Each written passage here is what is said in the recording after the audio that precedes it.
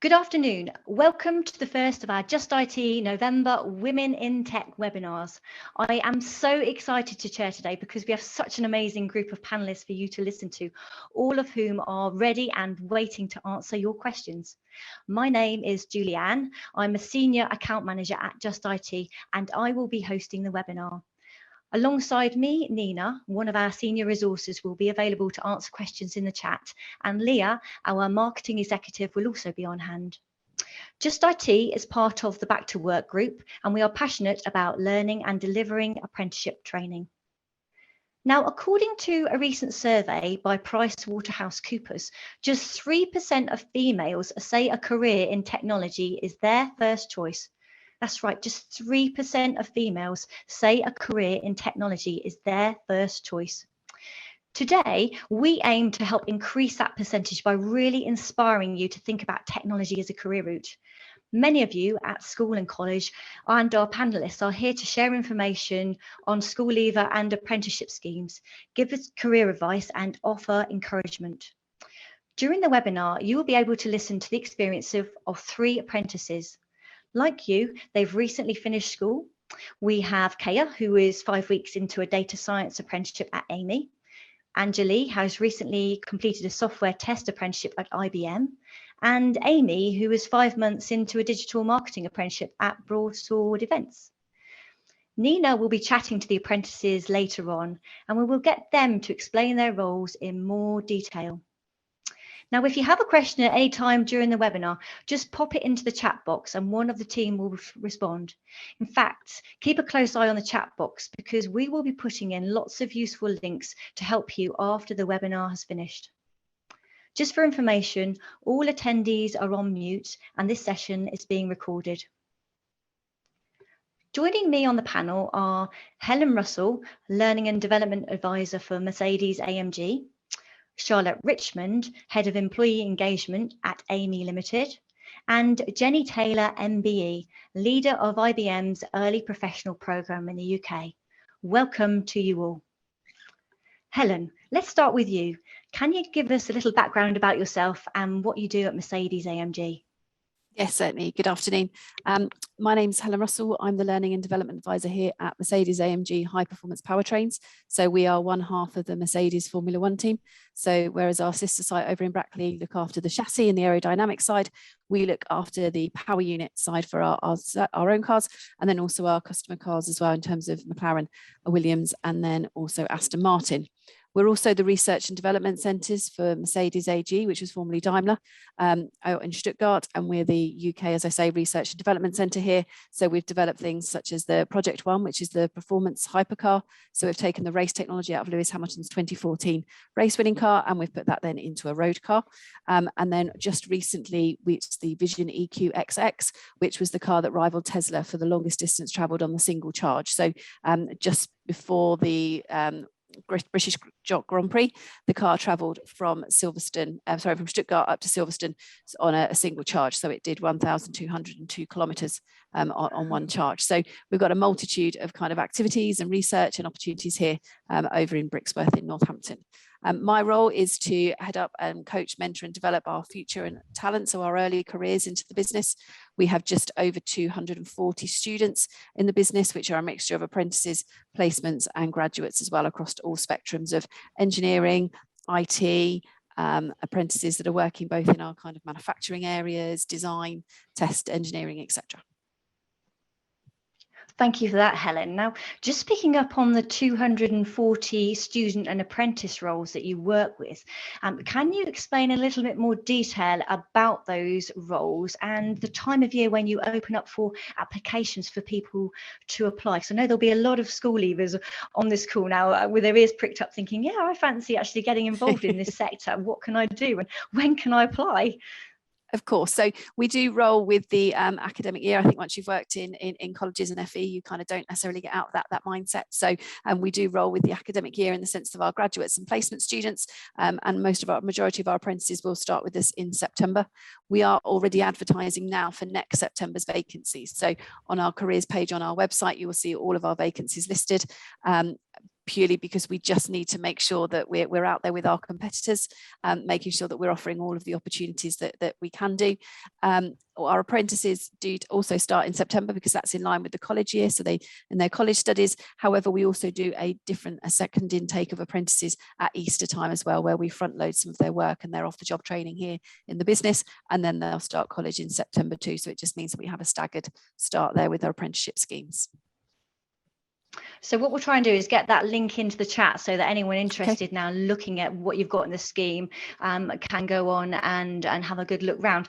And just picking up on that in terms of the actual roles then, what type of apprenticeships? I appreciate you've got engineering, but also on the IT side, can you just talk about some of the IT apprenticeships that you've got?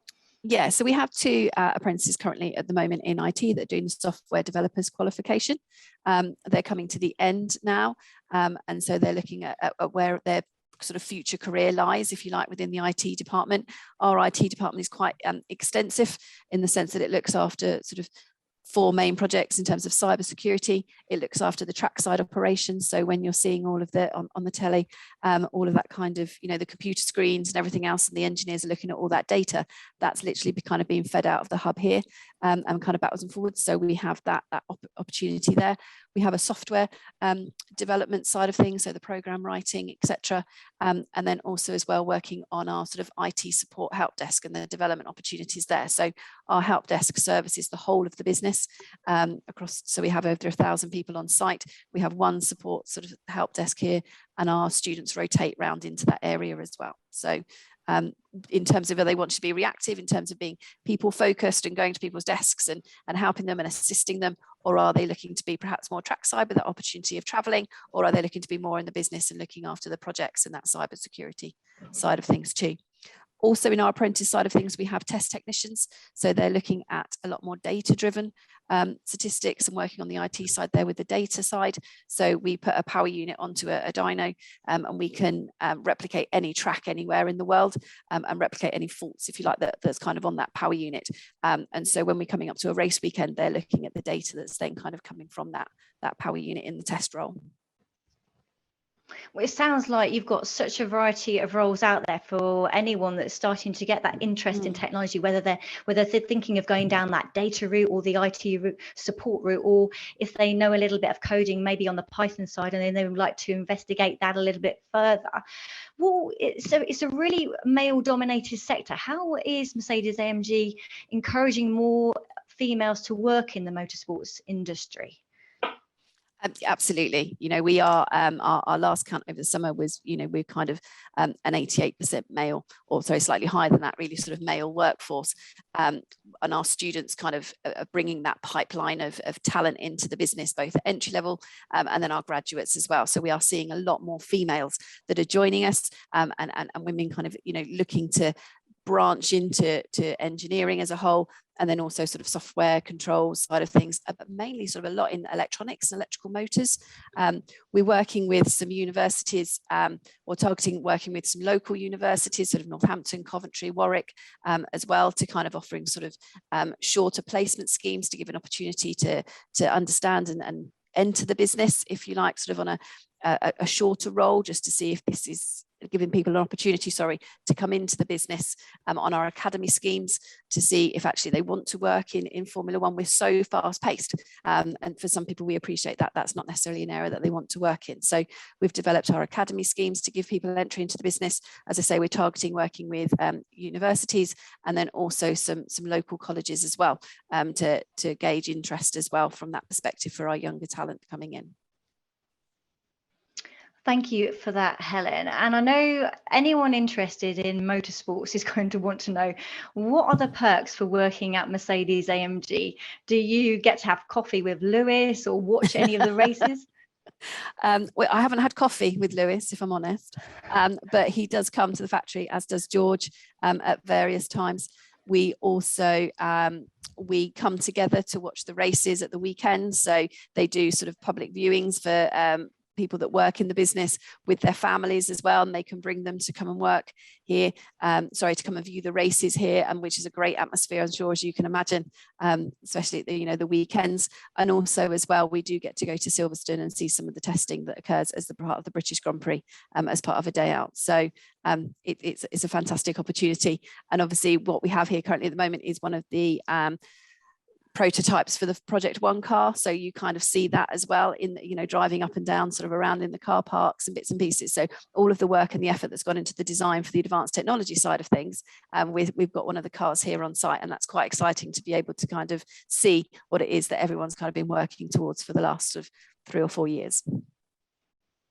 Thank you so much, Helen. So we've popped the link in the chat to your job vacancy page. I'd urge anyone now interested in that, if it's really, you thought, yeah, that looks like it could be something for me, start asking the questions now in the chat. Helen's here to answer anything, or if you think of something later, just pop that question in, and we'll try and help you on that front.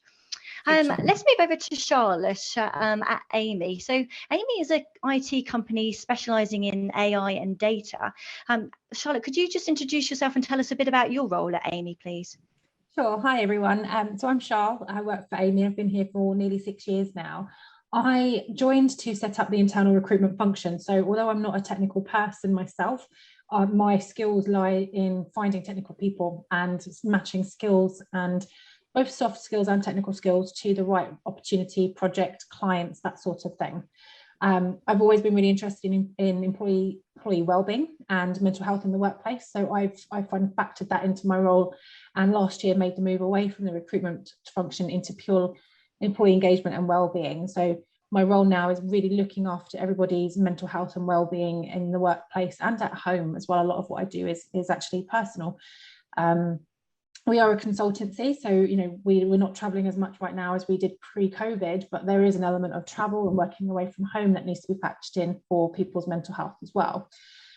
Amy, as a company, we kind of have 2 core business areas. So our professional services team, which is focused in and around strategic support to our client base, helping them make better decisions using the data they already have. So a lot of data opportunities in there, but also software development, user experience, some creative roles as well. And then our in-house product, Amy Insight Engine, has its own in-house development team, so much more focused on your software developers and QA testers. This year we piloted our first apprenticeship program, which Kaya will be able to tell you more about as she's living and breathing it right now.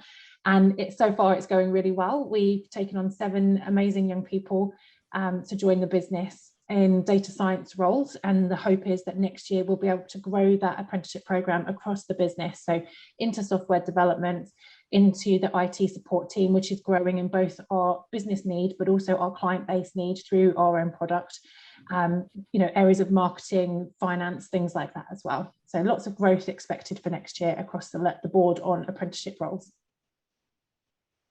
Thank you for that, Shah. And Amy specialises in the AI technology, that sort of data expertise.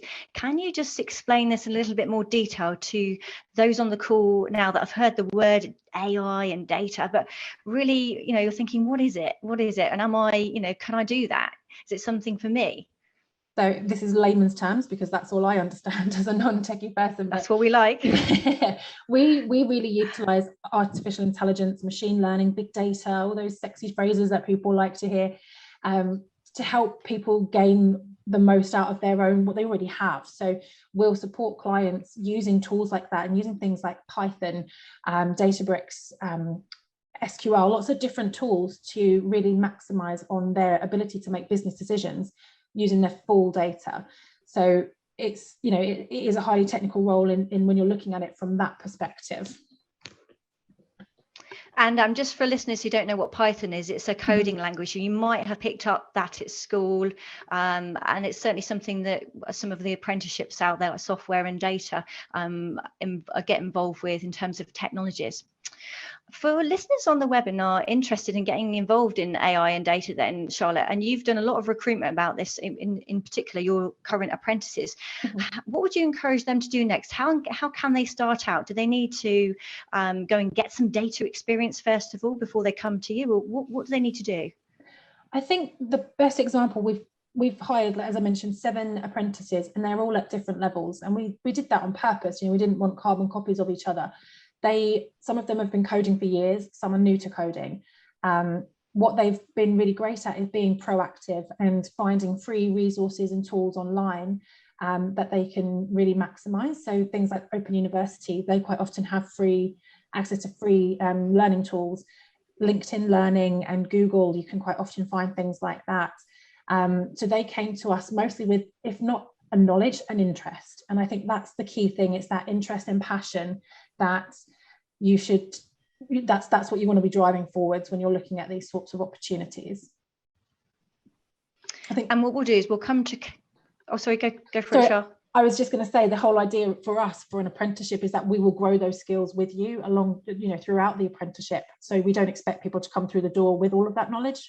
That's what we're here to help build for you. It's the passion and the desire to learn it. That's really key. What we'll do is we'll pick up on that in a minute with Kaya, and she'll talk through from the apprentice perspective. So you've seen Charlotte from the recruitment perspective on that. So that will be quite interesting to see her journey. So Jenny, let's move on to you. First of all, congratulations on your recent MBE for Services to Education. Yeah. You have worked for IBM for 37 years now. Yes. Can you take us back to when you first started? How did your journey first begin? Well, interesting. I joined obviously as a very junior IBMer, and IBM then was a company that just made very, very large computers, very powerful computers, and computers that, you need a whole room to put them in. So it's changed a lot since then. So now it's very much about working with clients. And if you think of many of the major companies in the UK, then they will be our clients. And the exciting thing is that our apprentices and graduates also work with those clients straight away at the start of their career. So it's not like you have to do, several years before you can actually do proper work or things like that. It's straight in. So a school leaver could find themselves working with a client in their 3rd week, which is really quite exciting. And IBM, of course, is a very big technology company. It's a global company, and it really focuses on good tech. So making sure that technology is used to drive sustainability, to work with health, to combat human trafficking. There's such a wide variety of things that you can do with technology. And that, I think, is what makes it such an exciting career move, career choice. So in terms of school leavers, we offer a futures work experience program. So you can come to IBM for a year after you've finished school, after A-levels, and just, if you like, try it out as an intern, which is a very good way of testing to see if you like it. Or you can join as an apprentice. So we offer quite a wide range of apprenticeships. Clearly they're more technical, but we also offer consultancy apprentices. So if you want to get in consulting, IBM has a big consulting organization. So that's another choice you can make. And we offer at level 3, 4, and 6. So I'm not sure if people are aware of the different levels.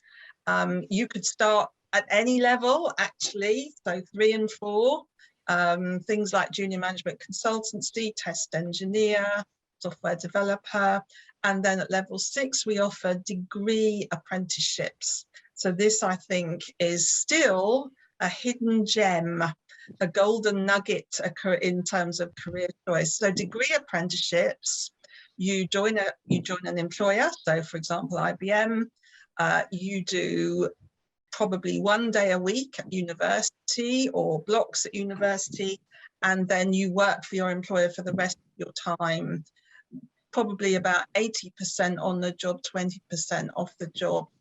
The great thing about degree apprenticeships is that the government levy funds it. So there is no debt. You don't have to do any of those things. You don't have to take out loans for your employment.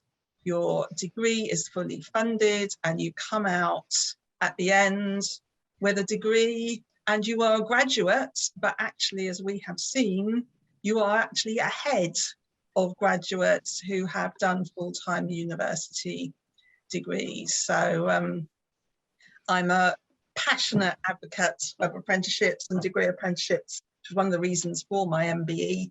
I'm hoping that I'm opening up some perspectives here. The other thing I would say about me, I have a degree in medieval history.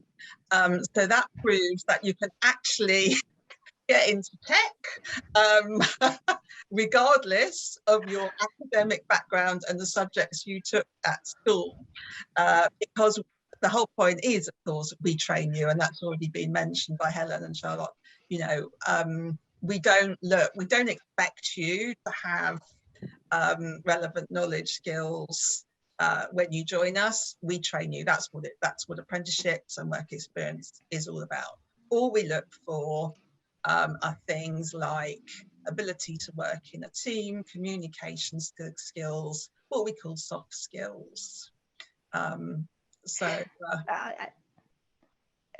Jenny, actually, just picking up on that point about no qualifications needed for that school leaver scheme. Is that right? You don't even need to have A levels to join your school leaver scheme? No, you do need A levels, yes, to join. You do need A levels.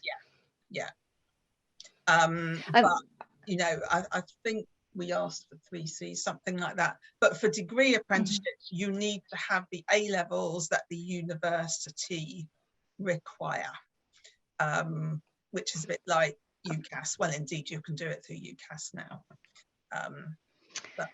So as long as you have those, that's fine. How are you encouraging more females like Angelie, who we're going to speak to shortly, to apply for your school leaver scheme? Well, we work with partners who are able to access, and for example, you know, a forum like this, which helps us outreach to girls in schools, because it's not actually easy for employers just to rock up at a school and say, hi, can we talk to you about careers in tech? It doesn't quite work like that. So we work with partners who can give us that outreach, give us access to girls. We have a pretty good record, actually. We have 50% females in our early professional programs, which, as mentioned, I mean, I'm horrified by that 3% figure that you mentioned right at the beginning. But we know tech, you know, 20% if you're lucky, and we really, really need more females in tech. And it's an exciting place to work, but we find that girls are put off from quite an early age. So, you know, I always say to people, join IBM, you can change the world, and you really can right at the start of your career. You don't have to wait. You know, all our apprentices, graduates, interns, they're all working on real work, and you can. And, you know, we like young people to come in because they have innovative ideas, they see things differently. At that age, you're very tech savvy, far more than me, for example. I've had to learn it. No computers at school when I was at school. So, you know, and we need those skills. You know, you think that they're normal skills, but perhaps they're not. What mentoring and support does IBM offer to help young people adapt to the change of going from school and college environment into working life? Because it is a big step up with that change. It is a very big step, and we do recognise that starting work from school. It's one of the biggest changes you'd ever experience in your life, you know, if you look at it like that. And if you're starting university as well as a degree apprentice, well, it's a double whammy. So we have dedicated career development managers. So that's reporting. My organisation is a dedicated organisation to look after early professionals when they join IBM. We've been running apprenticeships since 2010, so we are, I think, very experienced at nurturing young people into the organisation, giving them a proper induction, and then looking after them as particularly the first 6 months are quite tricky, and making sure everyone's all okay. So there's a lot of pastoral care support, there's a lot of mental health support. All my managers are mental health first aiders. So we really do take that seriously, and we're, well, really thrilled with the results that we see. And there are quite a lot of careers leaders and teachers on the calls today, in addition to the students. With your knowledge and experience now, what would you say to them on about, you know, encouraging female students to apply for technology jobs? Is there anything specific you say to the teachers on this call? I think, well, the top answer is just do it, because it's a really great career. There's so many opportunities. You can work in any sector that you want, because digital skills, particularly after COVID, the world has changed even more. Digital skills are hot. There's a huge skills gap in the UK. Every company is fighting to get young people to choose digital. So there's a lot of choice. You can do exciting work, and you can be really passionate about your work too. So that's what I say. And do look at degree apprenticeships. And please don't think that apprenticeships are some sort of alternative because you're not good enough to go to university. That is absolute nonsense. Apprenticeships, in my view, and bearing in mind that when I started this role, it was graduates only. So I have been so impressed with our apprentices, our interns, and what they can do so quickly. I would now honestly say apprenticeships are a better way of getting into a career, because you learn relevant skills from day one. If you go to university and do a degree, we still have to train you when you come to IBM. So if you start straight from school learning those relevant skills, you are way ahead. And you've been earning a salary straight off, and you have no debt. So why wouldn't you do it? Well, there you have it. So you've listened to Helen, Charlotte and Jenny now, all good advice. Please put your questions into the chat, and they'll be looking at the chat and getting some answers back to you straight away. So any question, I know Jenny, you'll say any question, it doesn't matter. If you think it's stupid, it doesn't matter, just pop it in there. I know things like, you know, what is a data scientist? What does that mean? We can answer all of those, but really the next 15 minutes, I just want to concentrate on the apprentice stories now. We've got our apprentices, Kaya, Anjali and Amy. And Nina, over to you. So I know you're going to question them now. Thank you, Julianne. Good afternoon, everyone. My name is Nina. I'm the Senior Candidate Management Executive here at Just IT. I'm really excited to be here to be speaking to some apprentices who will be sharing their journey and experience. As Julianne mentioned, any questions that you have, please do feel free to pop them in the chat box, and we'll aim to get all questions answered. So if I could start off with Kaya. Hi, Kaya. Hi. Kaya, so would you start off by just introducing yourself and just telling us a bit more about your role at Amy? So hi, I'm Kaya. I'm a data science apprentice at Amy, and I started 5-6 weeks ago now, I think. But we have been in contact with the company for a lot longer than that. I think I applied back in April of this year. So yeah, we've had lots of contact with them. They've helped us every step of the way, and I mean, so far I couldn't recommend an apprenticeship more. I was looking at uni myself. I was told the A-levels I had were useless and that I picked really stupid subjects. But it turns out that through an apprenticeship, I've been able to use skills from every single one of them, and not in the ways that I would have thought of when I picked them. But yeah, everything I've done so far has been really useful, and I'm really enjoying my time there. Brilliant. And how did you come across the data apprenticeship for Amy? And, you know, how was the interview process? So, like I said, when I started looking at things to do once I left school, I had absolutely no clue what I wanted to do. My A-levels were all over the place because, again, I didn't know what I wanted to do, so I just picked what I enjoyed. And that kind of led to me having a lack of things to apply to uni with.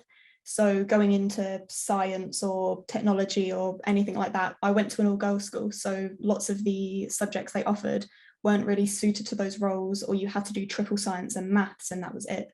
So doing things like geography, art and French kind of left me with very few options in terms of specific uni courses.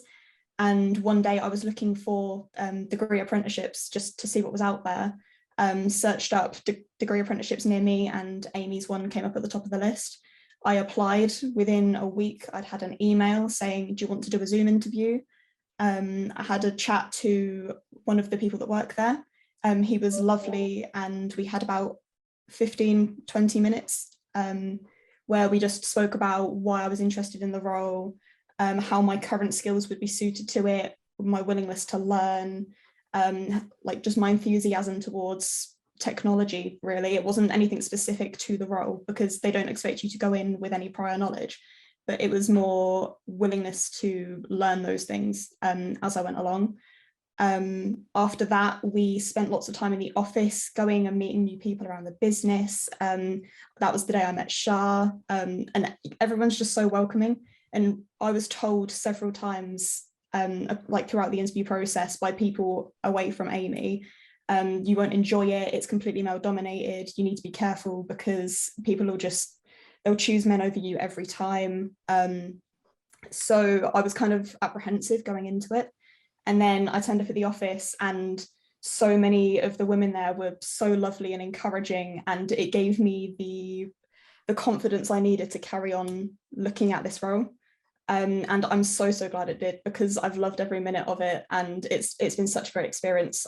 Knowing what I know now, I would never have looked at uni in the first place. Brilliant. And it's great to know that you've had some support along the way and that encouragement. So could you just give us an insight as some of the things that you've covered during your time on your apprenticeship? Yes, so within our first few weeks, we'd already gotten started on learning to code. So we use Python mostly. We started to learn certain tools such as, so these are specific to data science roles. There's a tool called Power BI. There's tools such as SQL. We use things like Azure. So again, I went into this having absolutely no clue what any of it was. And I'm still learning a lot about it now. So I couldn't tell you the ins and outs of it because I'm in the process of learning. But yeah, everything we've learned so far has been super useful. We've spoken to lots of people across the business in many different roles. So we haven't just been encouraged to speak to the data scientists, but we've been speaking to marketing, sales, HR. We've basically been going around like the creative teams, for example. And yeah, everybody's just really supportive, and they all think that what we're doing is a great thing. Pretty much everyone we've spoken to has said if they could go back, they would do what we're doing now. And I think it's a very underrepresented option when you first leave school, and schools encourage you to go to university because it looks good for them. But realistically, degree apprenticeships are so much more rewarding. Brilliant. And what does a day-to-day look like for you at Amy? So we'll get in, we book our own meetings, like our calendars are ours to fill, but sometimes people in data science will book tutorials and stuff with us. So if there's something specific that they want us to look at to do with projects we're working on or clients we're getting to know, things like that, they'll book sessions with us for that in meeting rooms. But we've just been going around doing one-to-ones with all sorts of people across the business, like some of the most high up people, but also some of the more baseline people that just make up the bulk of a company. And they've all got wisdom to share. They're all lovely people. And yeah, any free time we spend with each other, teaching each other things. So like Shah said, we've all come in with different skill sets. So some of us did maths A-level, some of us didn't. So the ones that did are teaching those who didn't some maths needed for our role. Some people have years of coding experience. I went in with barely any experience, so I'm being taught to code not only from the people already in the company, but my fellow apprentices. So yeah, our time is very much our own, but we are also being helped along a lot by the people there. Brilliant. Thank you so much, Kaya. So before I turn to Anjali, Kaya, could you just leave us with maybe one advice and tip you could give to us for someone who's looking to do potentially a similar role to you? If you're ever apprehensive about the fact that you don't know what you're doing, or you feel like everyone else knows a lot more than you do, chances are they don't. And just go for it, because you never know what you might learn, or you never know what you might teach somebody else, and any information you learn is invaluable to you. Thank you, Kaya. Sound advice from Kaya there. And Kaya, just out of interest, what apprenticeship level are you doing? Is it a level 6 data scientist? Yeah, it's a level 6 degree apprenticeship. Level 6 there, so we'll pop that into the chat. Brilliant. Back to you, Nina. Thanks, Julianne. So let's turn to Anjali. Hi, Anjali. Hello. Hi. So Anjali, could you also just introduce yourself and just give us an insight to your role? Sure. So I'm Anjali, and I've been at IBM for 3 years now, which is a very long time. I started out as a software test apprentice, and I did that for 2 years. And after successfully passing, I went on and was sponsored to do my degree apprenticeship. So I'm currently doing the business management degree with IBM as well. Brilliant. And Anjali, how did you come across the IBM school program, and what qualifications did you need? So originally I was studying for my A-levels, and I did 5 very crazy A-levels. I did like physics, maths, chemistry, computer science, and sociology, which is way too much. And during the time of my studies, I was really, really panicking because I had taken on so much and I wasn't sure if I was going to get into uni. So I started looking up apprenticeships on my laptop, and I was literally revising for my physics exam. And as I Googled apprenticeships, the first one that came up was an IBM one. And when I clicked on the link, I applied immediately right there and then, because I was like, I'm never going to get in. It's not going to happen for me, but let me just try just in case I do get in. So I actually found it just by Googling it one day. And luckily in that one application, I actually managed to be successful. And now I'm at IBM. But actually IBM offer 5 different apprenticeship pathways. So I think Jenny might have touched on it before. And the one that I went into was the software test apprenticeship, which, by the way, I had no idea what that meant. I had no idea what a software tester was. So it was very daunting going into that. So just coming off what you just said, Russ, you had no idea what a software tester was. Could you give us the insight to what a software tester is and what the role looks like? Sure. So a software tester, it is pretty self-explanatory in the title. They test software. So how it works is you get developers who build the code that the application will run on. And then that code is usually sent to people like me who are testers, and we'll test the code that they've built. So to check if it's actually functioning properly, if there's any bugs or errors or defects or any problems that can affect the performance of the computer software or application.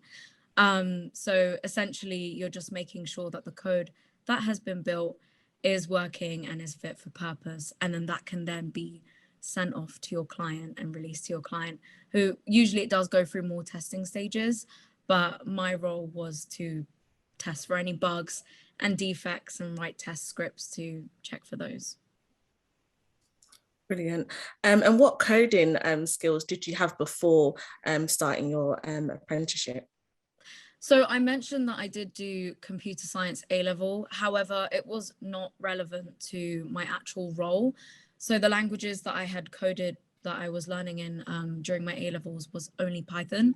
And that was the only thing that I did know. And even then it was very, very basic level. So going in, I didn't have that much knowledge, and that's not something that I had actually studied before. So I want to say that I went in with zero knowledge, and I came out knowing how to read XML. So my day-to-day job involved me running through XML scripts and finding specific pieces of the code, which was very hard.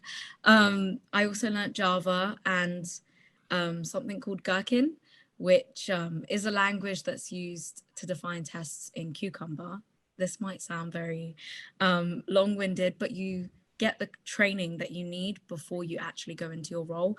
So whilst I was put into this role, I was being taught how to use these languages for my role. And this was helping towards my qualification for my software test apprenticeship, as well as completing my day-to-day duties. So. Brilliant. And just to touch on the apprenticeship training that you received, during your apprenticeship, you do have support, you know, from people in your team as well as in the workplace. What support did you get? Did you get any other additional support to support your apprenticeship outside of work? Yes, 100%. That was the main thing that made me feel really comfortable with the apprenticeship at IBM, because as Jenny mentioned, we do get assigned like a manager or like a mentor. And so I would have regular meetings with my manager, and I also had someone on the apprenticeship side. So I did my apprenticeship with GKA, which is just an apprenticeship provider, and they also gave me a mentor. So I had two different mentors. And within IBM, there are so many communities that you can join, especially within the apprenticeship community. There are so many people that you can buddy up with at different stages of their apprenticeship. So there was so much support, an overwhelming amount of support, that it didn't feel daunting once I had gone in, because from outside, it seemed like I was going into something I didn't know. But once I was in there, I found a massive community of people helping me. Brilliant. Thank you so much, Anjali. I would now like to introduce Amy, who is studying a digital marketing apprenticeship with Broadsword Events. I hope I pronounced that correctly, Amy. Yeah, that's fine. Hi, Amy. So Amy, could you just introduce yourself, please, and just give us also an insight to how you're getting on with your digital marketing apprenticeship? Yeah, so I'm Amy. I'm doing a digital marketing apprenticeship for an events agency, and I'm 5 months in now. So I started doing this just after my A-levels, and I was actually applying to uni at the time, but I'm really glad I decided to do an apprenticeship, because I think I've learned so many relevant skills from doing it, and I'm doing my apprenticeship through Just IT, so I think they've been so supportive as well. Brilliant. And could you just highlight some of the things you've been doing so far at Broadsword Events? So I do all the social media for Broadsword, from planning the photos and the copy and managing the channels. I also produce monthly analytics of how well this is doing. I also edit the website and write articles to go onto the website. And because I'm an apprentice, Broadsword has wanted me to get involved with lots of different aspects of the business so I can learn as much as possible. So I have meetings with the commercial team and I help them out. I attend industry events to represent Broadsword, and I help out with the events Broadsword produces with the production team. Brilliant. And Amy, how did you get into digital marketing? How did you know that this is something that you wanted to get into? I noticed that you've done a marketing sort of role part-time. Was that where you found your passion for digital marketing? Yeah, so marketing always appealed to me, as I thought it was something I would really enjoy and find fun, but I found it difficult to commit to this because obviously at school you can't do something practically like that. So I managed to get some experience at a local venue where I helped out with the marketing and events team, which gave me an idea of what the job would be like, and it turned out I did really enjoy it. And the experience really helped me in the interview stage as well, because it's something my manager said made me stand out. Brilliant. And Amy, what advice could you give to those listening in, and for someone who is also potentially looking to do a digital marketing apprenticeship? I would say just push yourself and get out of your comfort zone. So I moved to London straight after my A-levels to do this job, and it's been so great for my confidence, and I get to go to loads of events and venues around London. It's just been so great to do. Thank you. Julianne, over to you. Thank you so much all for sharing your experience and your journey. It's been a real pleasure to hear from all three of you on your experience. Thank you. Thank you, Nina. Yes, it's absolutely fascinating listening to all your backgrounds. Thank you so much for sharing. And just to say to the audience as well, it's no mean feat going on and doing this and presenting like this. So they've done so well and so inspirational. Amy, I know there's a question in the chat there. If you can just respond to that on Adobe. And I think there's another one from you, Kaya, if you can have a look in there as well, please. But keep those questions coming in for any of the apprentices to respond to. Now, we've spoken quite a lot about the variety of different apprenticeships. So we've talked about software test, data scientist, and digital marketing. But I really wanted to highlight the vast array of apprenticeships out there for anyone thinking of a tech apprenticeship as a way forward. So just take a look at this slide and see all these different names that are on there. In order to complete an apprenticeship, you need to be an apprenticeship job, and you can find a list of apprenticeship jobs on gov.uk, and we'll put this link in the chat for you to take a look at. The jobs listing on gov.uk enables you to search by location, so you'll be able to search for an apprenticeship that's near to your house. Apprenticeships are open to anyone aged 16 or over. So you may be thinking of applying after GCSEs or A-levels, but some of you maybe have also finished school a while ago or even studied for a degree. Most importantly, you can complete an apprenticeship at any time in your career life. Now, I'm just going to check the chat box for questions. We're just coming up to that final 10 minutes left of the session now. But can I just take us right back to Helen again? Helen, you listened to the advice of the apprentices here. What piece of advice would you give to young women wanting to explore technology but don't know where to start? Is there any sort of final piece of advice you'd give them? I think it is, as very much we've kind of already heard here, is just to go and give it a go. You know, please don't be held back on, you know, people kind of saying, you know, that's a boys' topic, or, you know, you'll be in the minority if you go and study that, or, you know, just if you've got an interest and a passion to do something, then you're never going to know, you know, that you can't fail. You know, you can go and give it a try and realize it's not for you, and then you can move on and do something else, or, you know, we can redirect you and help you in terms of, you know, refocusing what it is you want to do. But, you know, so many people, you know, actually don't kind of ever reach their full potential until they're kind of, you know, perhaps late 30s, early 40s, because they were too scared when they were younger to kind of step outside the box and go and chase something that actually they really wanted to do, and instead kind of fell in perhaps to the norm, where, yeah, for me it's very much just go and give it a go. You know, you literally live once, so go and try it. Thank you, Helen. And in the chat, Shannon's put, how many apprentices do you have? You mentioned about 240 earlier. Is that 240 students and apprentices, or was that students? So we have about 98 apprentices currently, just under 100, because we've had a couple complete recently. So yeah, we've got around about 98 apprentices in the business, all levels, from our high level apprentices in electrical electronics that are doing those degree level apprenticeships, through to some of the entry level apprenticeships at level 2 that are doing engineering operations, just to again gain a foundation into the business. And I know we didn't really mention the engineering earlier, which is absolutely you know, part of that tech you know, sector. Are those got the same opening dates as your IT apprenticeships throughout the year? Yes, they do. Yeah. When people apply. Yeah. Brilliant. Yeah, okay, so that's worth having a look at. Fantastic. Thank you. And Charlotte, anything that you want to touch upon after listening to Kaya talk about her experience as apprentice at Amy? First of all, just to say amazing, well done to Kaya, because I think this is the first time she's done anything like this. I think she was an absolute rock star. But but no, I think I disagree with what she said. You know, it's easy to walk into a room, and if you don't see yourself represented, it can be difficult, and you might feel like that's not the place for you. But and people can tell you that that's going to be the case before they know the environment. And I'm so pleased that she went with her gut and gave Amy a chance, and that she's with us and thriving in our apprenticeship program. So to anyone listening that worries about that and worries about not being represented, you know, sometimes you've got to be the person to start it. And, you know, why can't that be you to next year be the person that the new apprentice sees representing them? Thank you. Sound words from Charlotte there.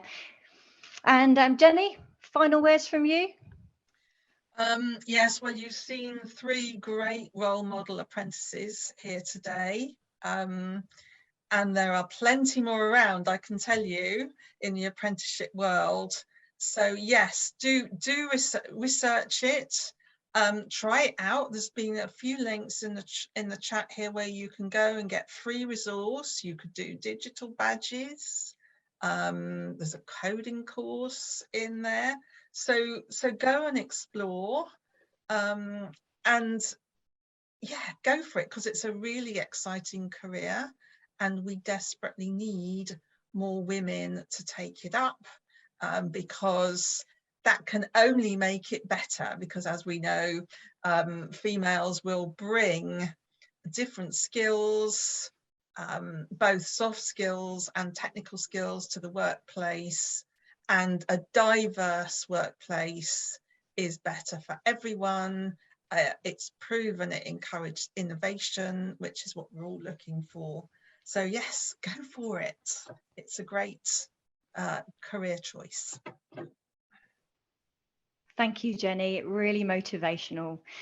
Helen's just responded to a quick message in the chat about progression. And I know, Jenny, you've probably got something to say on this as well. Staying at the apprenticeship afterwards, progressing into another role from an apprenticeship, that's the key steer, isn't it, within your company?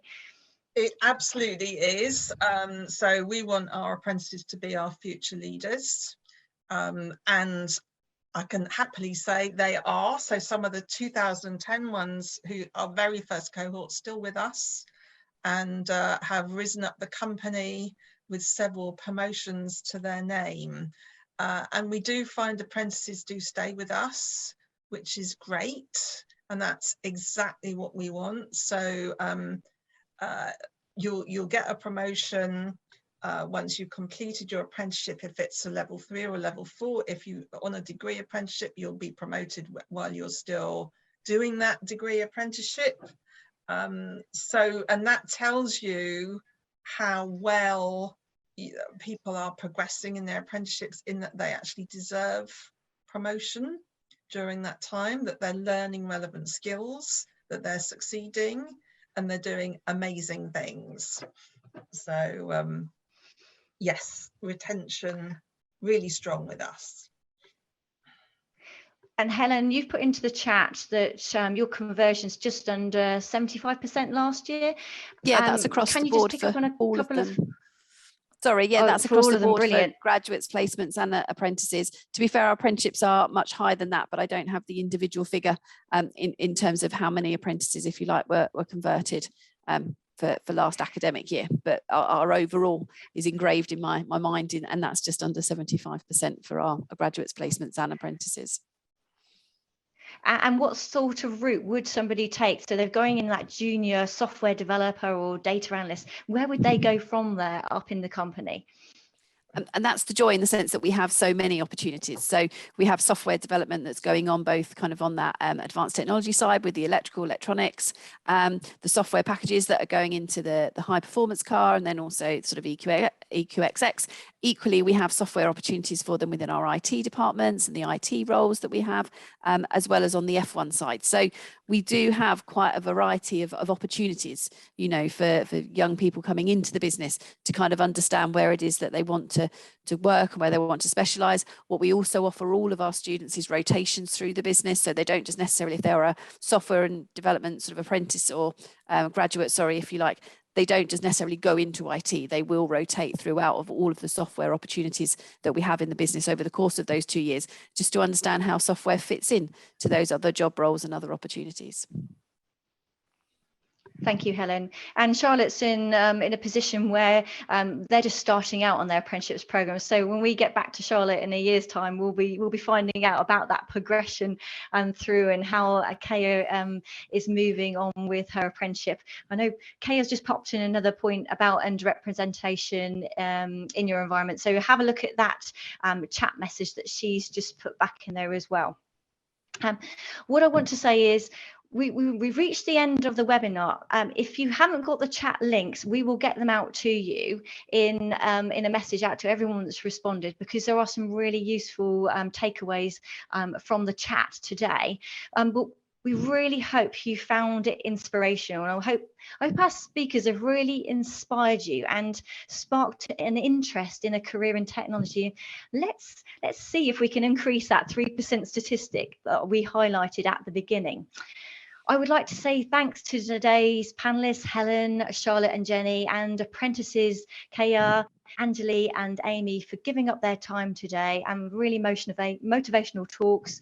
I hope this webinar has been of benefit.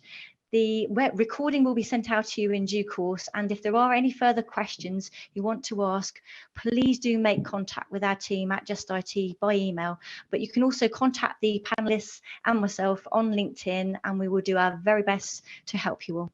Thank you.